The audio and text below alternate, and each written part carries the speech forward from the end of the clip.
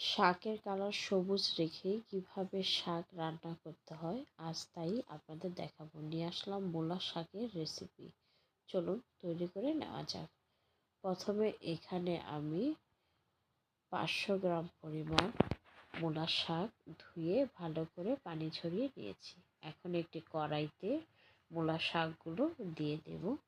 অনেকে শাক সিদ্ধ করার সময় পানি ব্যবহার করেন, কিন্তু আসলে পানি না ব্যবহার করাই ভালো, কারণ পানি ব্যবহার করলে শাকগুলো বেশি সিদ্ধ হয়ে যায় এবং শাকগুলোর কালার সম্পূর্ণ লাল লাল হয়ে যায়, খেতে মোটেও ভালো লাগে না। এখন একটু লবণ দিয়ে ভালো করে নেড়ে চেড়ে আমি শাকগুলোকে সেদ্ধ করে নেব। এই সময় চুলার আঁচটি মাঝারি রাখবেন, বেশি হিটে রান্না করবেন না, তাহলে শাকগুলো পুড়ে যাওয়ার সম্ভাবনা থাকবে, কারণ এখানে আমরা কোনো অতিরিক্ত পানি ব্যবহার করব না। এখন আমি নিয়েছি রসুন কুচি, পেঁয়াজ কুচি ও কাঁচামরিচকে মাঝে ফালি করে নিয়েছি। এখন একটি কড়াইতে তেল দিয়ে দিলাম। এই সময় অবশ্যই বেশি তেল ব্যবহার করবেন এবং প্রথমে দিয়ে দিলাম রসুন কুচিগুলো। আমি এখানে রসুনের পরিমাণটি একটু বাড়িয়ে দিয়েছি। এটা সম্পূর্ণই আপনাদের টেস্টের উপর নির্ভর করে আপনারা কতটুকু ব্যবহার করবেন। যখন রসুনগুলো একটু ভাজা ভাজা হয়ে আসবে তখন এতে দিয়ে দিলাম পেঁয়াজ কুচি। আমি এখানে পেঁয়াজ এবং রসুন দুইটি বেশি পরিমাণে ব্যবহার করেছি। যখন পেঁয়াজগুলো ভাজতে ভাজতে অনেকটা লালচে হয়ে আসবে তখন সে সিদ্ধ করে রাখা শাকগুলো এর মাঝে দিয়ে দেব। দিয়ে কিছুটা সময় নেড়ে চেড়ে শাকগুলোকে ভেজে নেব।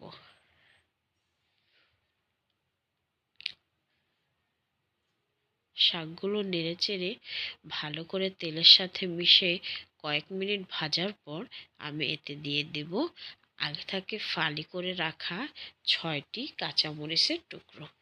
দিয়ে আবার কিছুটা সময় ভালো করে জাল করে রাখবো।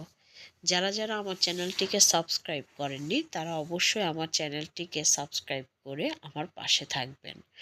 পাশে থাকা বেল আইকনটিতে ক্লিক করে রাখবেন, যাতে আমার ভিডিওর নোটিফিকেশনগুলো আপনারা সময় মতো পেয়ে যান এবং আমার ভিডিওগুলো সর্বপ্রথম দেখেন। আর যারা ফেসবুক থেকে আমার ভিডিওগুলো দেখেন তারা অবশ্যই আমার পেজে ফলো দিয়ে রাখবেন, যাতে ভিডিওগুলো আপনারা নিয়মিত দেখতে পান। আমার আগের ভিডিওতে কমেন্ট করেছিলে, আয়শা তোমাকে অসংখ্য ধন্যবাদ আমার ভিডিওতে কমেন্ট করার জন্য। এভাবে সব সময় আমার পাশে থেকো। ভিডিওতে কমেন্ট করার মাধ্যমে জানিয়ে দিবেন আপনারা আপনাদের আমার রান্নাগুলো কেমন লাগে। এই সময় আঁচটি একবারে ধিমি গতিতে রাখবেন, যাতে শাকগুলো পুড়ে না যায়। আমার এই ট্রিক্সগুলো যদি ফলো করে আপনি কোনো শাক রান্না করেন তাহলে অবশ্যই শাকের কালার পরিবর্তন হবে না।